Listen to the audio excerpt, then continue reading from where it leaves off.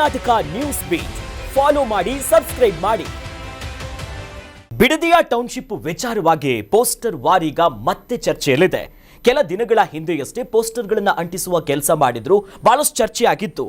ಈಗ ಎಚ್ಡಿಕೆ ಕುಟುಂಬದ ವಿರುದ್ಧ ಮತ್ತೊಮ್ಮೆ ಪೋಸ್ಟರ್ಗಳನ್ನ ರಾತ್ರೋರಾತ್ರಿ ಕೆಲ ಕಿಡಿಗೇಡಿಗಳು ಅಂಟಿಸ್ಬಿಟ್ಟಿದ್ದಾರೆ. ಪೋಸ್ಟರ್ನಲ್ಲಿ ಕುಮಾರಸ್ವಾಮಿ ಕುಟುಂಬದ ಜಮೀನು ವಿಚಾರವಾಗಿ ಉಲ್ಲೇಖಗಳನ್ನ ಮಾಡಿ ಲೇವಡಿ ಮಾಡಲಾಗಿದೆ. ಇನ್ನು ಈ ಬಿಡದಿ ಯೋಜನೆಗೆ ಸಂಬಂಧಪಟ್ಟಂತೆ ಕನ್ನಡಪರ ಹೋರಾಟಗಾರ ವಟಾಳ್ ನಾಗರಾಜ್ ಅವರು ಮತ್ತು ಆ ಭಾಗದ ರೈತರೆಲ್ಲ ಮಾತನಾಡಿದ್ದಾರೆ. ಅದನ್ನ ನೋಡ್ಕೊಂಡ್ ಬರೋಣ. ಪೋಸ್ಟ್ಗಳು ಹಾಕೋದು, ಸವಾಲ್ ಹಾಕೋದು, ಖಂಡಿತ ಮುಖ್ಯಮಂತ್ರಿ ರಾಜೀನಾಮೆ ಕೊಡಬೇಕಾಗುತ್ತೆ. ಮುಖ್ಯಮಂತ್ರಿ ಖಂಡಿತ ರಾಜೀನಾಮೆ ಕೊಡಬೇಕಾಗುತ್ತೆ.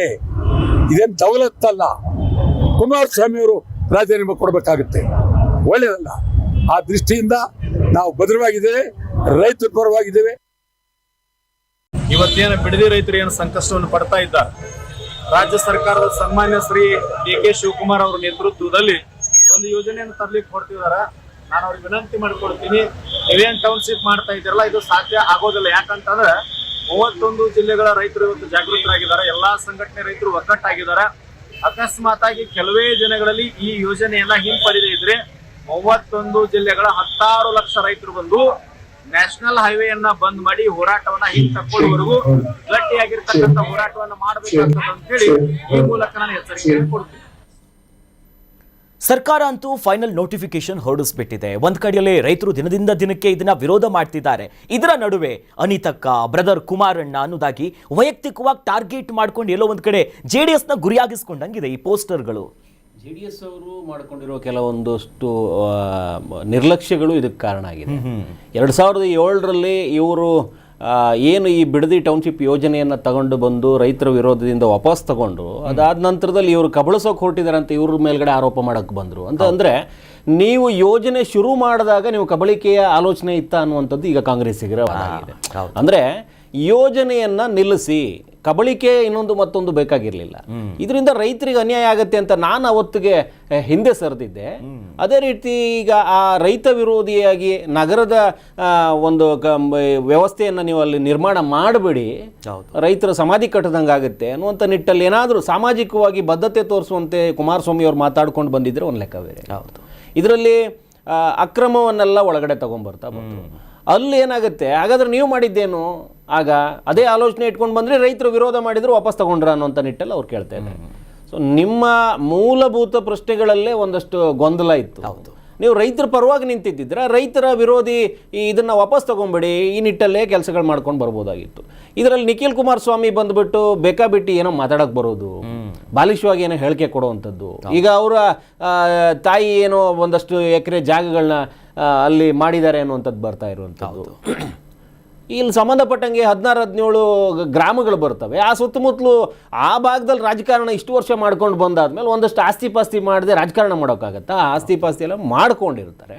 85ರಲ್ಲೇ ನಾನು ಮಾಡ್ಕೊಂಡಿದ್ದ ಆಸ್ತಿ ಅಂತ ಕುಮಾರಸ್ವಾಮಿ ಅವರು ಹೇಳ್ತಾ ಇದ್ದಾರೆ. ಇಲ್ಲ ನಿಮ್ಮದು 100 ಎಕರೆ ಇದೆ ಅಂತ ಹೇಳ್ಬಿಟ್ಟು ಅವ್ರು ಯಾರೋ MB ಪಾಟೀಲ್ರು ಒಂದಷ್ಟು ಸ್ಟೇಟ್ಮೆಂಟ್ಗಳು ಕೊಟ್ಟಿದ್ದಾರೆ. ನಿರಾಧಾರ ಸ್ಟೇಟ್ಮೆಂಟ್ ಕೊಡೋ ಬದಲು ಒಂದಷ್ಟು ಆಧಾರಗಳನ್ನ ಇಟ್ಕೊಂಡು ಬಂದುಬಿಟ್ಟು ಪ್ರೆಸ್ನವರಿಗೋ ಅಥವಾ ದಾಖಲೆ ಸಲ್ಲಿಸಬೇಕಾದವರಿಗೆ ಸಲ್ಲಿಸ್ಬಿಟ್ರೆ ನಿಮ್ಮ ಹೇಳಿಕೆ, ಈ ಆರೋಪ ಪ್ರತ್ಯಾರೋಪಕ್ಕೆ ಎಲ್ಲ ಬೇರೆ ಆಯಾಮನೆ ಸಿಕ್ಕಿಬಿಡ್ತಾ ಇತ್ತು. ಬೇರೆ ಆಯಾಮನೆ ಸಿಗೋದು. ಆದರೆ ನೀವು ಸುಮ್ಮನೆ ಮೈಕ್ ಹಿಡಿತಾರೆ ಅಂತ ಹೇಳ್ಬಿಟ್ಟು ಏನೇನೋ ಹೇಳಿಕೆಗಳು ಕೊಟ್ಬಿಟ್ಟು ಅಲ್ಲಿಂದ ನುಣುಚ್ಕೊಳ್ಳೋ ಪ್ರಯತ್ನ ಮಾಡೋದು, ಆಧಾರ ರಹಿತವಾಗಿ ನೀವು ಯಾವುದೇ ಆರೋಪಗಳನ್ನು ಮಾಡುವ ಮೊದಲು ಯೋಚನೆ ಮಾಡಬೇಕು. ಇದು ನೀವು ಆರೋಪ ಪ್ರತ್ಯಾರೋಪಕ್ಕೆ ಸೀಮಿತ ಮಾಡಿಕೊಳ್ಳುವಂಥ ಪ್ರಕರಣ ಅಲ್ಲ.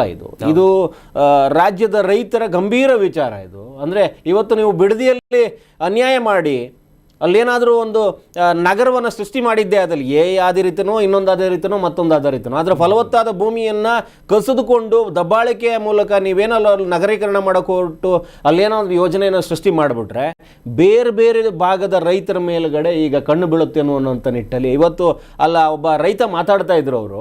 ಅವರು ಆ ಬಿಡದಿ ರಾಮನಗರ ಭಾಗದ ರೈತರಲ್ಲ, ಅವರ ಭಾಷಾ ಶೈಲಿನೇ ಹೇಳುತ್ತೆ ಅವರು ಉತ್ತರ ಕರ್ನಾಟಕ ಭಾಗದವರು, ಆ ಕಡೆ ಭಾಗದ ರೈತರು ಬಂದು ಚಳುವಳಿಯಲ್ಲಿ ಕೂತಿದ್ದಾರೆ. ಅಂದರೆ ಎಲ್ಲ ರೈತರಿಗೂ ಒಂದು ಭಯ ಶುರುವಾಗ್ತಾ ಇದೆ. ಅಂತಂದರೆ ಈ ನಗರೀಕರಣದ ಈ ನಗರದ ಹೆಚ್ಚುವರಿ ಭಾಗವನ್ನು ನಾವು ಅಕ್ವೈರ್ ಮಾಡ್ತಾ ಬರ್ತೀವಿ ಅನ್ನುವಂಥ ದೃಷ್ಟಿಲಿ ನಾಳೆ ಇವರಿಗೆ ಚಿತ್ರದುರ್ಗದ ಕಡೆ ಕಂಡು ಬಂದ್ಬಿಡುತ್ತೆ. ಅಲ್ಲೂ ಎಲ್ಲೋ ಒಂದು ಕಡೆ ನಾವೇನೋ ಮಾಡ್ಕೊಂಡಿದ್ದ ಪ್ಲೇಸಲ್ಲೆಲ್ಲ ಇವ್ರು ಬೆಂಕಿ ಇಡ್ತಾ ಬರ್ತಾರೆ.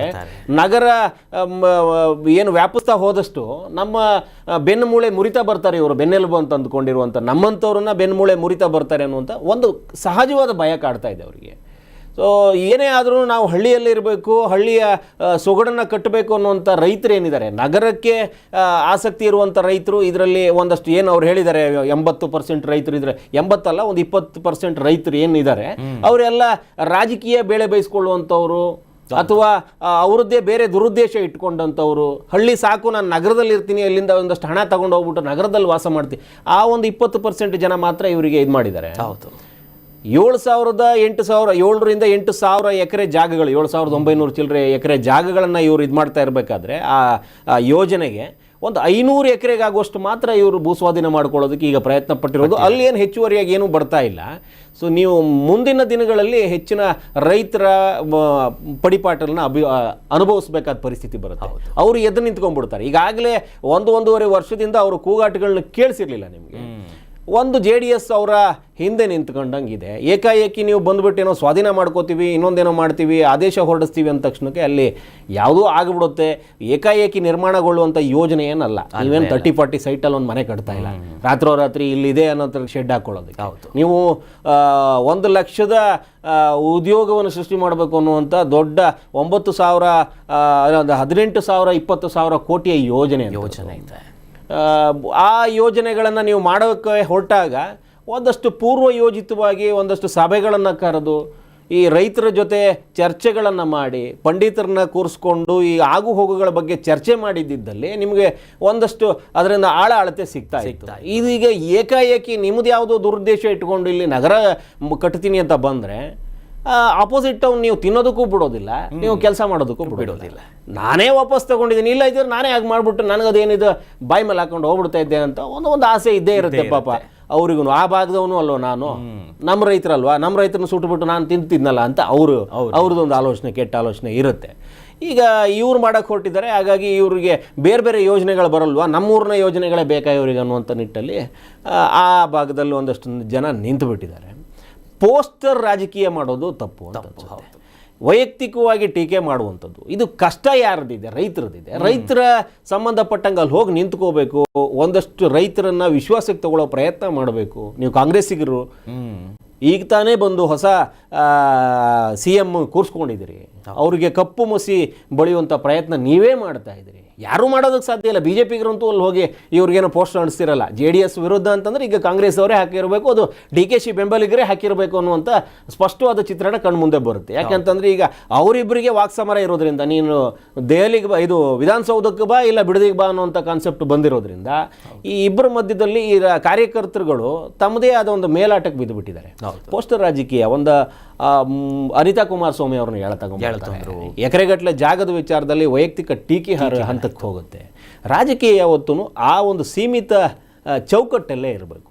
ನೀವು ಮನೆ ಮಂದಿವರೆಗೂ ಆ ರಾಜಕೀಯವನ್ನು ತಗೊಂಬಂದು ಅವರು ರಾಜಕೀಯಕ್ಕೆ ಬಂದಿದ್ದರೂ ಕೂಡ ಒಂದು ಹೆಣ್ಣು ಹೆಂಗಸು ನೀವು ಮಾತಾಡೋ ರೀತಿಯಲ್ಲಿ ಒಂದಷ್ಟು ಬದಲಾವಣೆಗಳು, ವ್ಯತ್ಯಾಸಗಳು ಕಾಣಿಸ್ಕೊಂಡಾಗ ಸಾಮಾಜಿಕ ವಲಯದಲ್ಲಿ ನಿಮ್ಮ ಪಕ್ಷದ ಶಿಸ್ತು ಎದ್ದು ಕಾಣಿಸ್ತದೆ. ಸೊ ನೀವು ಅದನ್ನೆಲ್ಲ ಮರೆತು ನಿಂತ್ಕೊಂಡು ಒಂದಷ್ಟು ಕಿಡಿಗೇಡಿಗಳ ಕೈಗೆ ಪೋಸ್ಟರ್ಗಳು ಕಳಿಸಿದ್ರೆ ಮುಸುಕು ಹಾಕೊಂಡ್ಬಂದ್ಬಿಟ್ಟು ಅಲ್ಲೆಲ್ಲೋ ಅಂಟಿಸ್ಕೊಂಡು ಹೋಗ್ತಾರಂತೆ. ಹೆಚ್ಚು ದಿನ ಬೇಕಾಗಿಲ್ಲ. ಇವತ್ತು ಸೋಷಿಯಲ್ ಮೀಡಿಯಾದಲ್ಲಿ ಒಂದು ಪೋಸ್ಟ್ ಹಾಕ್ದವನ್ನೇ ಬಿಡ್ತಾ ಇಲ್ಲ, ಗಲ್ಲಿಗೆ ಹೋಗಿ ಎತ್ತಾಕೊಂಡ್ ಬರ್ತಾ ಇದ್ದಾರೆ. ಇವನು CCTV ಕಣ್ಗಾವಲಲ್ಲೇ ಬಂದಿರ್ತಾರೆ. ಇದೇನು ದೊಡ್ಡ ವಿಚಾರ ಅಲ್ಲ, ಆದರೆ ನಿಮ್ಮ ಪಕ್ಷದ ಶಿಸ್ತಿನ ವಿಚಾರ ಮೊದಲಿಗೆ ಆ ಹುಡುಗರಿಗೆ ಹೇಳಬೇಕು ನೀವು. ಹೌದು, ಪೋಸ್ಟರ್ ರಾಜಕೀಯಕ್ಕಲ್ಲಪ್ಪ, ಇದು ರೈತರ ವಿಚಾರ ಇದೆ, ನಾವೇನೋ ಬೇರೆ ಮಾಡೋಕ್ಕೆ ಹೊರಟಿದ್ದೀವಿ, ಮಾಡೋಣ ಇಲ್ಲ ಕೈ ಬಿಡೋಣ. ಈಗ ರೈತರ ಅಹವಾಲನ್ನು ಸ್ವೀಕಾರ ಮಾಡಿದ್ವಿ, ಅವರ ನೋವು ನನಗೆ ಅರ್ಥ ಆಗತ್ತೆ ಅಂತ ಈಗಲೂ ವಾಪಸ್ ತಗೊಂಡ್ರೆ ಮತ್ತೆ DK ಶಿವಕುಮಾರ್ ಅವರು ಮೇಲ್ವರ್ಗಕ್ಕೆ ಹೋಗಿ ಕೂತ್ಕೊಂತಾರೆ. ಮತ್ತೆ DK ಶಿವಕುಮಾರ್ CM ಅವರು ನಮ್ಮ ರೈತರ ಭಾವನೆಗಳನ್ನು ಅರ್ಥ ಮಾಡ್ಕೊಂಡ್ರು ಅನ್ನುವಂಥ ನಿಟ್ಟಲ್ಲಿ ಅದೇ ರೈತರು ಮತ್ತೆ ನಿಮ್ಮ ಬೆನ್ನೆಲುಬಾಗಿ ನಿಂತ್ಕೊಂತಾರೆ. ನೀವು ಅವರ ಬೆನ್ನು ಮೂಳೆ ಮುರಿದೇ ಇದ್ರೆ. ಹೌದು. ಸೊ ಆ ನಿಟ್ಟಲ್ಲಿ ಕೆಲಸ ಆಗಬೇಕು. ಬಿಡದಿಯ ಆ ರೈತರ ಹೋರಾಟವನ್ನು ಕಣ್ತುಂಬ್ಕೊಬರ್ಬೇಕು. ಅಲ್ಲಿ ಹೋಗಿ ಒಂದ್ಸರಿ ನೋಡಬೇಕು ಏನಿದೆ ವಿಚಾರ. ನೀವು ಡಿ ಕೆ ಶಿವಕುಮಾರ್ ಅವರು ಹೋಗಿ ಕುಮಾರಸ್ವಾಮಿ ಅವ್ರ ಜೊತೆ ಚರ್ಚೆ ಮಾಡೋದಕ್ಕಿಂತ ಆ ಭಾಗದಲ್ಲಿ ಹೋಗಿ ರೈತರ ಜೊತೆ ಚರ್ಚೆ ಮಾಡೋದು ಒಳ್ಳೆಯದು. ಈಗ ನೀವು ಏಕಾಏಕಿ ಒಂದು ಪತ್ರದ ಮೂಲಕ ಯಾರಿಗೆ ಕುಮಾರಸ್ವಾಮಿ ಅವರಿಗೆ ಒಂದು ಅವಕಾಶಗಳನ್ನ ಕೊಡ್ತೀರಿ, ಆ ಅವಕಾಶವನ್ನು ರೈತರಿಗೆ ಕೊಡಿ. ಒಂದಷ್ಟು ಜನ ರೈತರು ಇವತ್ತಿಗೂ ಹೋರಾಟ ಮಾಡ್ಕೊಂಡು ಕೂತ್ಕೊಂಡಿದ್ದಾರೆ, ಧರಣಿ ಕೂತಿದ್ದಾರೆ. ಅವ್ರ ಮುಂದೆ ಕೂತ್ಕೊಳ್ಳಿ. ಈಗ ಕುಮಾರಸ್ವಾಮಿ ಅವ್ರು ಬಗೆಹರಿಸುವಂಥ ಪ್ರಶ್ನೆ ಅಲ್ಲ ಇದು. ರೈತರ ಮುಂದೆ ಕೂತ್ಕೊಳ್ಳಿ. ನಿಮ್ಮದು ಏನು ಸಮಸ್ಯೆ ಇದೆ, ಯಾಕೆ ನೀವು ಭೂಮಿ ವಿಚಾರದಲ್ಲಿ ಬರ್ತಾ ಇದ್ರಿ, ಏನು ಎತ್ತ ಅನ್ನೋದನ್ನ ಅಲ್ಲಿ ಪತ್ರ ಕೊಡೋದು ಬೇಡ, ಸುಮ್ಮನೆ ಹೇಳಿಕೆ ಕೊಟ್ಟರು ಸಾಕು. ಅಲ್ಲೊಂದಷ್ಟು ಜನ ರೈತರು ಜಮಾವಣೆ ಆಗ್ತಾರೆ, ಅವ್ರ ಕಷ್ಟಗಳನ್ನು ಹೇಳ್ಕೊತಾರೆ. ಸರಿ ಅನ್ಸಿದ್ರೆ ನೀವು ಅದ್ರ ಬಗ್ಗೆ ಒಂದು ತೀರ್ಮಾನ ತಗೋಬಹುದು. ಮಾಡಬೇಕಾಗಿರೋದನ್ನು ಬಿಟ್ಬಿಟ್ಟು ನೀವು ರಾಜಕೀಯ ಲಾಭಕ್ಕೋಸ್ಕರ ಬೇರೆ ಏನೋ ಮಾಡೋಕೆ ಹೊರಟಿದ್ದೀರಿ. ಅದನ್ನು ಬಿಟ್ಟು ನಿಜಕ್ಕೂ ರೈತರಿಗೆ ಆಗಬೇಕಾಗಿರೋದೇನು ಅದ್ರ ಕಡೆ ಗಮನ ಕೊಡಿ. ಅಂದ್ರೆ ಸರ್, ಒಂದು ಈಗ ಸರ್ಕಾರ ಶತಾಯಗತಾಯವಾಗಿ ಈ ಯೋಜನೆ ಜಾರಿಗೆ ತರಲೇಬೇಕು, ಹೊಡೆದ್ರು ಕೂಡ ಹೊಡೆಸ್ಕೊಂತೀನಿ ಅಂತ ಡಿ ಕೆ ಶಿವಕುಮಾರ್ ಹೇಳ್ತಿದ್ದಾರೆ. ಬಟ್ ವಿಪಕ್ಷ ಗಮನಿಸಿದಾಗ ಬಿಜೆಪಿ ಇರ್ಬೋದು, JDS ಇರ್ಬೋದು, ಒಂದು ರೀತಿ ಹಿಟ್ ಆ್ಯಂಡ್ ರನ್ ರೀತಿಯಾಗಿ ಮಾಡ್ಬಿಡ್ತಾರ ಅನ್ಸುತ್ತೆ. ಇವ್ರನ್ನ ನೋಡ್ತಾ ಇದ್ರೆ ಒಂದ್ ದಿವಸ ಸ್ಟೇಟ್ಮೆಂಟ್ ಕೊಡ್ತಾರೆ, 4 ದಿವಸ ಕಾಣೆ ಆಗ್ತಾರೆ ಇವರೆಲ್ಲರೂ ಕೂಡ. ಅಂದ್ರೆ ಅಷ್ಟೊಂದು ಸೀರಿಯಸ್ ಆಗಿಲ್ಲ, ಗಾಳಿಲಿ ಗುಂಡು ಹೊಡೆದು ಓಡಾಡ್ದಂಗಿದೆ ವಿಪಕ್ಷ. ಈಗ ನಿಮಗೆ ಒಂದೇ ವಿಚಾರದ ಬಗ್ಗೆ ಸ್ಪಷ್ಟವಾದ ಚಿಂತನೆ ಇದ್ರೆ, ಅಂದ್ರೆ ರೈತರ ಪರವಾಗಿ ನಾನು ನಿಂತುಕೊಳ್ಳಬಲ್ಲೆ ಅನ್ನುವಂಥದ್ದು ಸ್ಪಷ್ಟವಾಗಿದ್ರೆ, ಇವರು ಚುನಾವಣಾ ಸಂದರ್ಭದಲ್ಲಿ ಅಡ್ಡ ಮತದಾನ ಆಯಿತು ಅಂತ ಬಿಜೆಪಿಗರು ಅಲ್ಲೂ ತುಡ್ಕೊಂಡಿದ್ದಾರೆ. ಸತ್ಯ ಶೋಧನ ಆ ಕಡೆ ನಡೀತಾ ಇದೆ. ಈಗ ರೈತರಲ್ಲಿ ಕಾಣಿಸ್ಕೊಂತಾರೆ ಅವರಿಗೆ. ಇನ್ನು ಬಿಜೆಪಿಗರನ್ನ ಹೊರತುಪಡಿಸಿ ನೋಡೋದಾದ್ರೆ ಕುಮಾರಸ್ವಾಮಿ ಅವರಿಗೆ ತನ್ನದೇ ಆದ ಯೋಚನೆ ಬೇರೆ ಇದೆ. ಈಗ ಮೈಸೂರು ಭಾಗದಲ್ಲಿ ಪ್ರಾಬಲ್ಯ ವಹಿಸ್ಕೊಳ್ಳೋದಕ್ಕೆ ಡಿ ಕೆ ಶಿವಕುಮಾರ್ ಬಂದಿದ್ದಾರೆ. ತನ್ನದೇ ಗೌಡ ಸಮುದಾಯದ ಒಬ್ಬ ನಾಯಕ ಪ್ರಬಲವಾಗಿ ನಿಂತುಕೊಂಡು CM ಸ್ಥಾನವನ್ನು ಗಿಟ್ಟಿಸ್ಕೊಂಡಿದ್ದಾರೆ. ಈ ಕಡೆ CM ಆಗಿ ನಾನೊಂದೊಂದಷ್ಟು ವರ್ಚಸ್ಸನ್ನು ಇಟ್ಕೊಂಡಿದ್ದೆ. ಈಗ ಈತ ಬಂದುಬಿಟ್ಟು ಏನಾದರೂ 10 ಹಲವು ಯೋಜನೆಗಳನ್ನು ತಂದುಬಿಟ್ಟು ಜನರನ್ನೇನಾದರೂ ಸೆಳೆದು ಬಿಟ್ರೆ ನನ್ನ ಪ್ರಾಬಲ್ಯ ಇರೋ ಒಂದು ಭಾಗ, ಅದು ಹಳೆ ಮೈಸೂರು ಭಾಗದಲ್ಲಿ JDSನ ಪ್ರಾಬಲ್ಯ ಇದೆ. ಗೌಡ ಸಮುದಾಯದ ಒಂದು ಬೇಸ್ಮೆಂಟ್ ಅದು. ಎಲ್ಲಿ ಆ ಬೇಸ್ಮೆಂಟೇ ಅಲ್ಲಾಡೋ ಪರಿಸ್ಥಿತಿಗೆ ಬಂದ್ಬಿಡುತ್ತೆ ಅನ್ನುವಂಥದ್ದು ಅವರಿಗಿರುವಂಥದ್ದು. ಸೊ ಅದರ ಮಧ್ಯದಲ್ಲಿ ಎಲ್ಲೋ ಒಂದು ಕಡೆ ತೇಜೋವಧೆಯ ಪ್ರಶ್ನೆ ಬಂದಾಗ ರೈತರ ಪರವಾಗಿ ಬಂದು ನಿಂತ್ಕೊಂಡಿರೋದಾ, ಅಥವಾ ನಿಜಕ್ಕೂ ನೀವು ರೈತರ ಪರವಾಗೇ ಇದ್ದೀರಾ? ರೈತರ ಪರವಾಗಿ ಇದ್ದರೆ ಈ ಹೇಳಿಕೆಗಳಿಗೆಲ್ಲ ಗಮನ ಕೊಡದೇನೆ ರೈತರ ಪರವಾಗಿ ನಿಂತ್ಕೊಂಡು ರೈತರ ಹೋರಾಟದ ಅಡಿಯಲ್ಲಿ ನಿಂತ್ಕೊಂಡು, ಇವತ್ತಿಗೂ ಅವ್ರು ಯಾರು ರೈತರು ಹೋರಾಟ ಮಾಡ್ತಾ ಇರೋ ಪ್ಲೇಸಲ್ಲಿ ಇವರಿಬ್ರು ಜಾಸ್ತಿ ಕಾಣಿಸ್ಕೊಂಡಂಗಿಲ್ಲ. ಡಿ ಕೆ ಶಿವಕುಮಾರ್ ಅವರು ಆ ಸ್ಥಳದಲ್ಲಿ ಹೋಗಿ ನಿಂತ್ಕೊಂಡು ಮಾತಾಡಿಲ್ಲ ರೈತರ ಜೊತೆಗೆ. ಎಲ್ಲಿಗೋ ಕರೀತಾರೆ, ಇವ್ರ ಫೇವರ್ ಆಗಿರೋರು 10 ಜನ ಬಂದು ರೈತರು ಮಾತಾಡ್ತಾರೆ, ಅಲ್ಲಿಂದ ಈಚೆ ಬಂದ್ಬಿಡ್ತಾರೆ. ಧರಣಿ ಕೂತ ರೈತರ ಜೊತೆಗೆ ಇವರಿಬ್ರು ಎಷ್ಟು ದಿನ ಕಾಣಿಸ್ಕೊಂಡಿದ್ದಾರೆ? ಸಾರ್ವಜನಿಕವಾಗಿ ಚರ್ಚೆ ಆಗಬೇಕಾಗಿರೋ ವಿಚಾರ ಇದು. ಧರಣಿ ಕೂತ ರೈತರು, ಸಮಸ್ಯೆ ಇರೋ ರೈತರು ಹೋರಾಟ ಮಾಡ್ತಾ ಇರೋದು. ನಿಮ್ಮ ಪರವಾಗಿರೋ ರೈತರು ನೀವು ಎಲ್ಲಿ ಕರೆದ್ರು ಬರ್ತಾರೆ. ದೆಹಲಿಯಲ್ಲಿ ಇದೀನಪ್ಪ ಬಂದುಬಿಡಿ ಅಂತಂದ್ರೆ ನೀವೇ ಫ್ಲೈಟ್ ಹಾಕ್ಕೊಡ್ತೀರಿ, ಬರ್ತಾರಲ್ಲಿ. ಧರಣಿ ಕೂತ ರೈತರ ಜೊತೆಗೆ ನೀವಿಬ್ಬರು ಎಷ್ಟು ದಿನ ಇದ್ದೀರಿ? ವೈಯಕ್ತಿಕ ವಾಕ್ಸಮರವನ್ನು ಬಿಟ್ಟು ನೀವು ರೈತರ ಜೊತೆ ಎಷ್ಟು ದಿನ ನಿಂತ್ಕೊಂಡಿದ್ರಿ? ಅದನ್ನು ಇವರು ಪರಾಮರ್ಶೆ ಮಾಡ್ಕೋಬೇಕು. BJP JDS ತನ್ನ ಸ್ವಂತ ಅಸ್ತಿತ್ವಕ್ಕೋಸ್ಕರ ಈ ಅಡ್ಡ ಮತದಾನದ ವಿಚಾರದಲ್ಲಿ ಅಡ್ಡಡ್ಡ ಓಡಾಡಿದವಲ್ಲ, ಅವನು ಹಿಡ್ಕೊಂಬರೋದೇ ಸಮಸ್ಯೆ ಆಗಿದೆ. ಇವರಾಗೆ ಹೋಗ್ತಾರಾ ಇಲ್ಲ ನಾವಾಗೆ ಕಳಿಸ್ಬೇಕನ್ನುವಂಥ ನಿಟ್ಟಲ್ಲಿ ಅವ್ರದ್ದೊಂದು ಚರ್ಚೆಗಳು ನಡೀತಾ ಇದ್ದಾವೆ. ಈ ಕಡೆ ಕಾಂಗ್ರೆಸ್ಸಿಗೆ ಇವ್ರು ಬಂದಿದ್ದೀವಿ, ನಾವೇನೋ ಮಾಡಬೇಡೋಣ, ಕುಮಾರಸ್ವಾಮಿ ಅಸ್ತಿತ್ವವನ್ನು ಅಂದರೆ JDSನ್ನು ಸರ್ವನಾಶ ಮಾಡಬೇಡೋಣ ಅನ್ನುವಂಥ ನಿಟ್ಟಲ್ಲಿ ಇದೊಂದು ಯೋಜನೆ ಇಟ್ಕೊಂಡಂಗಿದೆ. ಸೊ ಅವರ ಬಣ್ಣ ಕಳಿದಂಗೂ ಆಗಬೇಕು, ರೈತರಿಗೆ ನ್ಯಾಯ ಕೊಟ್ಟಂಗೂ ಆಗಬೇಕು. ಆ ನಿಟ್ಟಲ್ಲಿ ಒಂದಷ್ಟು ದಿನ ತಾಕಲಾಟದಲ್ಲೇ ಇಟ್ಟುಬಿಟ್ಟು ಆ ನಂತರ ಒಂದು ನ್ಯಾಯ ಕೊಟ್ಟಂಗೆ ಮಾಡಿ ಕಾಂಗ್ರೆಸ್ ಅನ್ನು ಹಂಗೇ ಸೇಫ್ ಗಮಿ ತಂದಿಡೋದು. JDS ಅಷ್ಟೊತ್ತಿಗಾಗಲೇ ಒಂದು ಹಂತ ತಳ ಬಿಟ್ಟಿರುತ್ತೆ. ಸೊ ಈ ಅವಕಾಶವಾದಿತನ ಮಾಡ್ತಾ ಇದೆ ಕಾಂಗ್ರೆಸ್ ಅನ್ನುವಂಥ ನಿಟ್ಟಲ್ಲಿ. ಈ ಕಾಂಗ್ರೆಸ್ಸಿನ ಒಳ ಏಟನ್ನ ಅರ್ಥ ಮಾಡ್ಕೊಳ್ಳೋದೇ ತನ್ನ ಕುಟುಂಬನೇ ಅಲ್ಲಿ ನಿಲ್ಸ್ಕೊಂಡ್ಬಿಟ್ಟಿದ್ದಾರೆ. ತನ್ನ ಕುಟುಂಬನೇ ನಿಲ್ಸ್ಕೊಂಡ್ಬಿಟ್ಟಿದ್ದಾರೆ. JDSನ ಅಸ್ತಿತ್ವಕ್ಕೂ ಅಲ್ಲಿಗೂ ಸಂಬಂಧವೇ ಇಲ್ಲ. ಬಿಡದಿ ರೈತರ ಜೊತೆ ನಿಂತ್ಕೊಂಡ್ಬಿಟ್ಟಿದ್ರೆ ಈ ಕುಮಾರಸ್ವಾಮಿ ಅವರು ಒಬ್ಬರು ಬಂದು ನಿಂತ್ಕೊಂಡ್ಬಿಡ್ಬೇಕು. ಅನಿತಾ ಕುಮಾರಸ್ವಾಮಿ, ಈ ಬೇಬಿ ಕುಮಾರಸ್ವಾಮಿ ಬರೋ ಅವಶ್ಯಕತೆನೇ ಇರಲಿಲ್ಲ. ಇವರಿಬ್ಬರನ್ನು ಬಿಟ್ಟುಬಿಟ್ಟು ಇಲ್ಲಿ ತಗೊಂಬಂದ್ಬಿಟ್ಟು ಆಸ್ತಿ ವಿಚಾರಕ್ಕೆ ಅಂದರೆ ತಾನಾಗೇ ಬಂದುಬಿಟ್ಟು ಎಲ್ಲವನ್ನೂ ಬಟಾಬೈಲ್ ಮಾಡ್ಕೊಂಡಂಗೆ ಆಯಿತು. ಸೊ ಇಬ್ಬರು ನಾಯಕರು ಅವರ ಪಕ್ಷವನ್ನು ಸಮಾಜದ ಮುಂದೆ ಬೆತ್ತಲು ಮಾಡ್ತಾ ಇದ್ದಾರೆ. ಕರ್ನಾಟಕ ನ್ಯೂಸ್ ಬೀಟ್ ಫಾಲೋ ಮಾಡಿ, ಸಬ್ಸ್ಕ್ರೈಬ್ ಮಾಡಿ.